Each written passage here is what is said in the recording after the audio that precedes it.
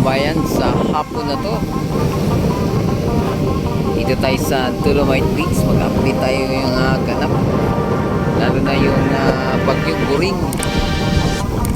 Ayan ang resulta ng bagyong Goring dito sa Manila Bay, mga kababayan. Ang lamig ng hangin ngayon dito, malakas. Ayan ang resulta ni Goring dito sa Dolomite Beach. Binayo niya ng gusto.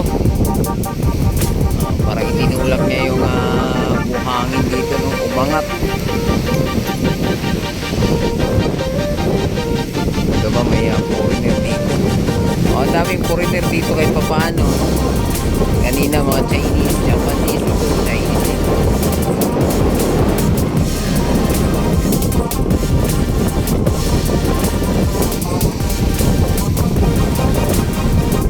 Nag-i-enjoy pa rin naman yung mga bata dito, mga kababayan. Ayan. Ingat nga lang kasi nagpapahabol sila sa alon eh. Mamaya madali sila ng alon, delikado. Ito pa foreigner. Ayan, kahit pa paano may mga foreigner ngayong hapon na to. Malakas talaga yun. Kitang-kita nyo naman yung mga puno ninyo. Binabayo ng gusto ang mga dahon dito. So yung kalangitan natin talagang makulimlim.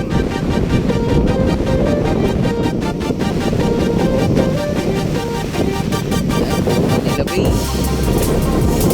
Siyempre pwede ko ng mga piliin ng lugar ni Goring.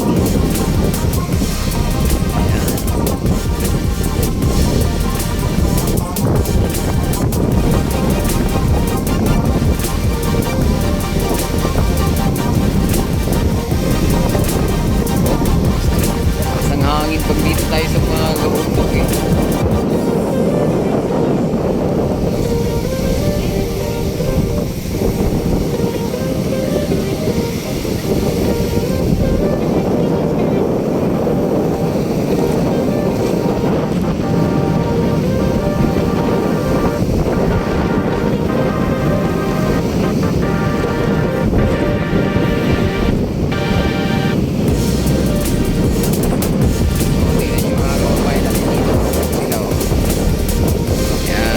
Parang na-elevate mga kababayan o pangat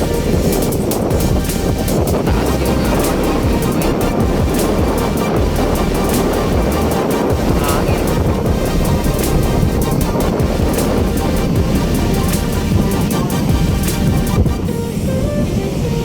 Papurinero bagong dating iba-vlog din.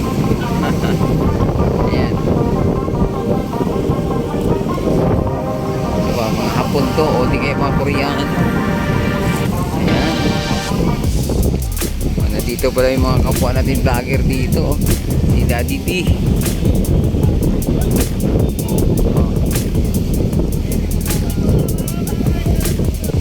Ayan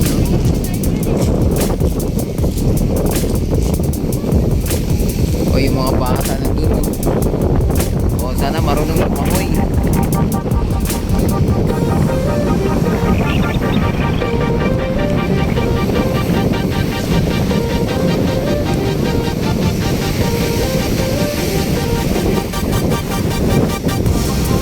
Trasbom dito wala na.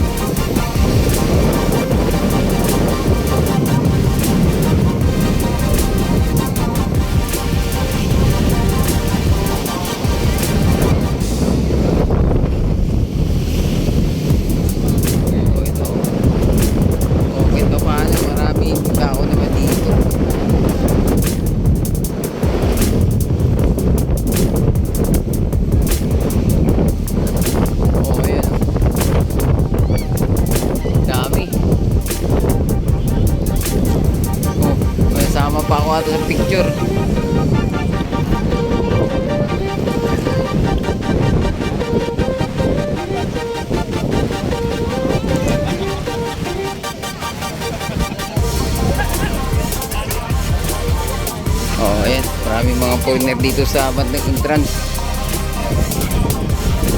Oh, ayan oh. Oh.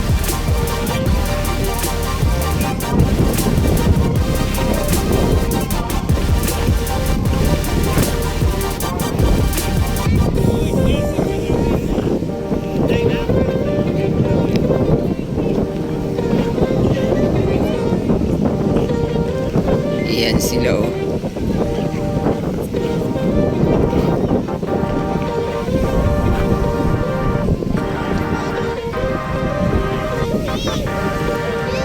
Oh, tingnan nyo naman yung hampas ng hangin dito.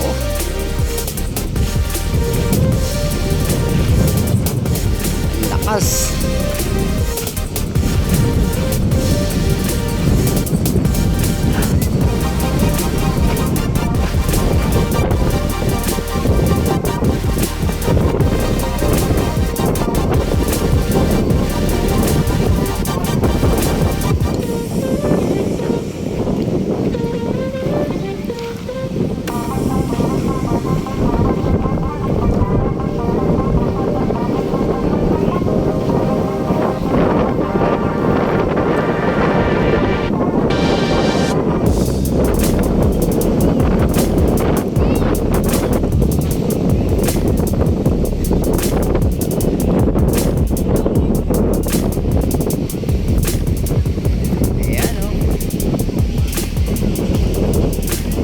Kahit pa paano may mga foreigner naman ngayong linggo na to. Hindi naman nawala ng foreigner. Siguro kung hindi lang to masama ang panahon, maraming namamasyal dito ngayon.